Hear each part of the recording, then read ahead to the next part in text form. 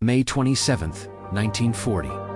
Dunkirk, France. The air is thick with smoke and the acrid stench of burning oil. Thousands of British soldiers stand shoulder to shoulder on the sand, their helmets glinting under a sun they can barely see through the haze. The tide pulls at their boots as they stare helplessly toward the gray expanse of the English Channel, the only thing separating them from home. Behind them, the sounds of war echo closer. The distant rumble of panzer engines, the whistle of Stuka dive bombers, and the dull thud of artillery shells creeping ever nearer. Private William Harker of the Royal Warwickshire Regiment clutches his rifle, its barrel still warm from the fighting outside Lille. He's 21, exhausted and covered in soot. Around him, tens of thousands of men, the last hope of the British Expeditionary Force, wait for ships that aren't there. The port of Dunkirk has been reduced to twisted steel and burning ruins. Every major road is cratered. The Luftwaffe owns the skies.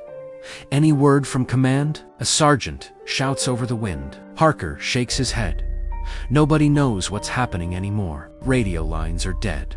Orders are garbled. All they know is this: they're trapped. Hours earlier, the German army had broken through at Arras, outflanking the Allies and cutting them off from the rest of France. Now, over 338,000 British and Allied troops are pinned against the coast, sitting ducks for the advancing at the edge of the beach. An explosion rips through a column of men waiting to board a small trawler. The blast sends sand, metal, and human screams into the air.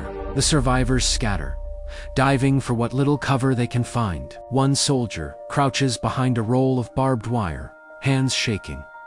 "We're finished," he mutters. But back in Britain, across the Channel, another kind of movement has begun. In a small coastal town in Kent, a 60-year-old boat builder named Charles Lightler, a former officer of the RMS Titanic, listens to the radio with his sons. He hears the BBC announcer's voice crack slightly as he delivers the impossible truth. The British Expeditionary Force has been surrounded. Evacuation is underway from Dunkirk. Lightler leans forward, brow furrowing. "Evacuation," he mutters. "With what ships?" In ports from Dover to Ramsgate, Royal Navy officers scramble to assemble any vessel that can make the crossing. Destroyers, fishing boats, even pleasure yachts. The Navy calls it Operation Dynamo. But there's a problem. The destroyers can't reach the beaches. The water near Dunkirk is too shallow, and the large warships are easy prey for German bombers. Thousands of men can be seen waiting in perfect firing lines, yet none can be reached. As night falls, the beaches of Dunkirk glow, red from burning oil tanks and wrecked vehicles. A low drone builds on the horizon, the Luftwaffe returning for another run. Soldiers dive flat into the sand as machine gun fire rakes the shore. The sea turns black with oil and smoke. In the chaos, one thought echoes among the stranded: no one is coming for us. But in the quiet harbors of England, word spreads quickly, not just through the Navy, but among civilians. Ordinary men and women, fishermen, ferrymen, yacht owners, begin to make their way to the coast. They don't wait for orders. They just start preparing their boats. May 28, 1940, Ramsgate Harbor, England. A cold mist drifts over the docks as dawn breaks. Seagulls circle overhead, their cries lost beneath the growl of engines sputtering to life. Along the quay, an astonishing sight unfolds.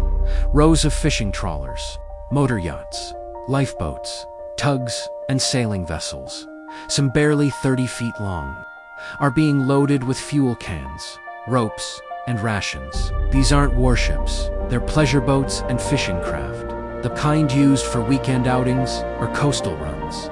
But today, they're being prepared for war. Royal Navy officers move quickly down the lines, checking holes in fuel tanks, marking each with a white chalk D4 Dynamo. A grizzled petty officer shouts orders over the hum of engines. If it floats, it's going. Near the end of the pier, Charles Lightler inspects his motor yacht. She's small, sturdy, and built for leisure, not battle. His son, Roger, just 17, secures a rope to the bow, while Lightler checks the engine. "We can make it in one tide," he mutters. if the weather holds. A nearby officer calls out, "Mr. Lightler, the Navy will take your boat crew, provided." Lightler looks up sharply. "You'll take her, but not me. I've spent my life at sea. Man, I'll handle my own ship." The officer hesitates, then nods. They're desperate, and Lightler's reputation precedes him. He was the most senior surviving officer from the Titanic and a veteran of the Great War. If anyone could make it across the channel under fire, it was him. By noon, hundreds of boats are leaving England's shores, one after another, their wakes trailing like white threads across the steel-blue channel. From above, they look like a ragged convoy of ants marching toward a fire. The sea is rough and cold, the wind cutting against their faces, but none of them turn back.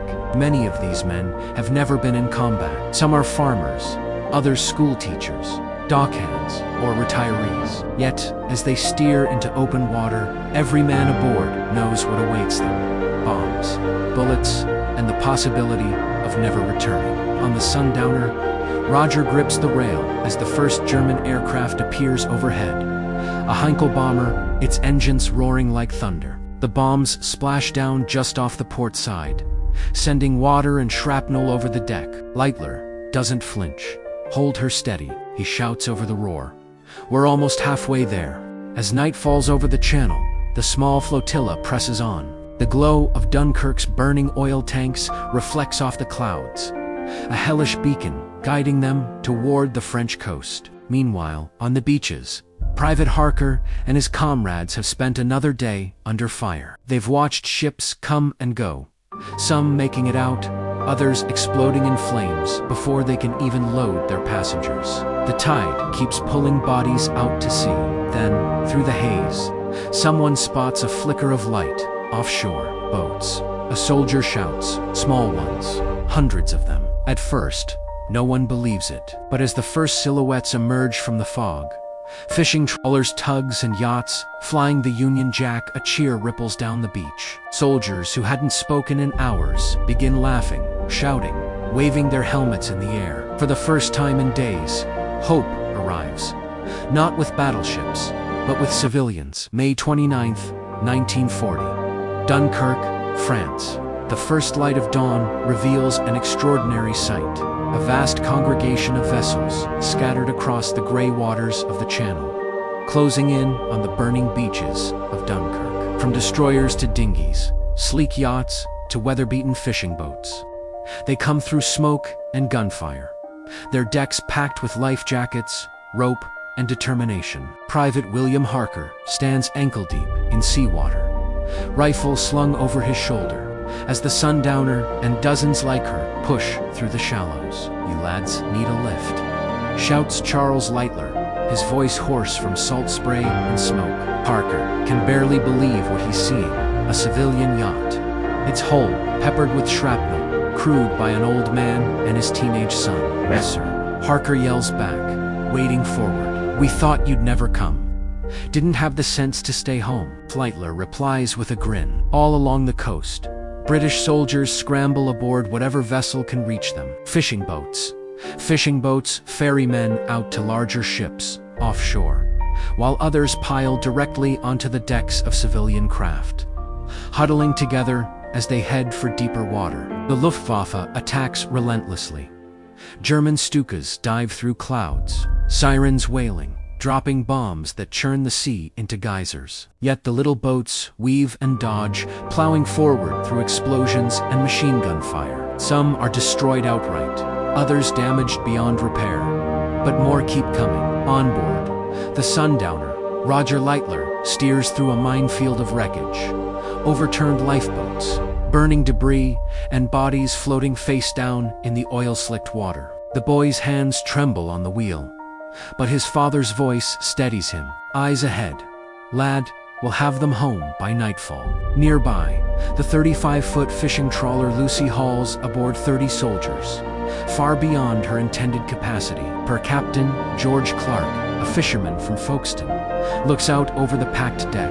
"If we can float, we can fight," he mutters. A moment later, a Messerschmitt strafes the boat. Splinters of wood fly like shrapnel, but somehow the Lucy stays afloat. Back on the beach, chaos turns to organization. Navy officers, using signal flags and megaphones, direct the loading process with near-mechanical precision. Soldiers line up in waist-deep surf, rifles raised above their heads, waiting for boats to reach them. One man, soaked and shivering, murmurs to no one in particular, "We're being saved." By fishermen, hour by hour, the tide of humanity flows from sand to sea. Lines of men wade into the surf, while others form human chains, passing the wounded from hand to hand toward the waiting boats. The roar of bombers never stops, but neither does the evacuation. By nightfall, the small boats have ferried tens of thousands of soldiers to larger ships, offshore destroyers, corvettes, and merchantmen, waiting beyond the reach of the Luftwaffe. The once hopeless beaches begin to empty. On the Sundowner, as the last of her human cargo collapses in exhaustion, Leitler scans the horizon toward home. The sea glows faintly in the firelight, reflecting the orange sky. "That's enough for one trip," he says quietly. "But we'll be back tomorrow," and he means it. Across the channel, a stunned Britain listens to the BBC's evening broadcast. Against all odds, thousands of men are coming home. From Dover's cliffs, families gather to watch the returning flotilla. Mothers, wives, and children wave through tears as the boats appear through the mist. Decks crowded with soldiers, weary, filthy, alive. For the first time, the British public learns the truth. The army has been saved, not by might, but by mercy. May 30th, June 4th, 1940, the English Channel. The operation becomes a rhythm of desperation and resolve. Boats leaving England at dusk, crossing under fire, and returning at dawn, with decks overflowing with exhausted men. Every trip feels like the last one that will make it through. The Luftwaffe prowls above the waves like vultures, and yet the flotilla keeps coming, day after day. Each crossing is a battle of endurance. Fuel runs low, engines overheat, and navigational lights are extinguished to avoid drawing fire. Still, the little ships push on. Their crews sleep in bursts of minutes, soaked through, hands blistered from hauling ropes, and bodies from the freezing surf. On the fourth night, the Sundowner rides low in the water, every inch of deck space covered with soldiers, some barely conscious, others clutching photographs or rosaries. Roger Leitler, his face blackened with soot, looks to his father. "Do you think they'll make it, Dad?" The one's still waiting. Leitler doesn't answer right away. He glances at the horizon, where the faint flicker of bombs still lights up the French coast. "Aye," he says finally. "They'll make it because we're not stopping until they do." Elsewhere, in the convoy, a group of fishermen from Sussex aboard the Maggie D have been hit twice by near. The deck is splintered, the mast cracked, but the captain refuses to turn back. "We came for soldiers, not excuses," he growls. They limp onward, pulling alongside a sinking lifeboat and rescuing 11 men, before heading home under cover of night. By June 1st, over 180,000 soldiers have been evacuated. The Royal Navy calls it a logistical miracle, but on the beaches, tens of thousands still remain. Supplies are dwindling. The Germans tighten their grip, shelling the shoreline from just a few miles away. Private Harker is among the last to leave. He's been on the beach for 6 days, surviving on biscuit crumbs and rainwater collected from his helmet. The air smells of salt, smoke, and cordite. Around him, the once organized ranks have dissolved into huddled clusters of men staring blankly toward the sea. Then, in the distance, the familiar shape of a small boat emerges, its lights flickering in the darkness. "Come on, lads," someone whispers, "one more chance." Harker wades into the surf, half carrying a wounded friend. A wave knocks them down, but he pushes forward until strong hands reach out to pull them aboard. It's the Sundowner, back again. Roger hauls them over the rail as his father opens the throttle. The little yacht groans, overloaded and battered, but she turns her bow toward home once more. By the time they reach Dover, dawn is breaking over the cliffs. Hundreds of vessels crowd the harbor, some smoking, some riddled with bullet holes. Soldiers step ashore and collapse onto the cobblestones. Women hand them tea and blankets. their faces streaked with tears. In London, Prime Minister Winston Churchill receives the latest figures. 338,226 Allied troops evacuated. Against every prediction, the British Expeditionary Force has survived. But Churchill's tone is sober as he dictates his address to Parliament. Greater than, we must be very careful not to assign to this deliverance the attributes of a victory. Wars are not won by evacuations. Still, across Britain, the people know what it truly means. They've witnessed a nation come together, civilians and sailors, soldiers and fishermen, bound not by rank or uniform, but by courage. As for Leitler, when asked later why he risked his life to cross the Channel, he simply said, "Greater than, they were our boys. Someone had to bring them home." The boats that made the journey would forever be known as the little ships of Dunkirk. And their mission, against all odds, under fire and fury, became known to history as the Miracle of Dunkirk.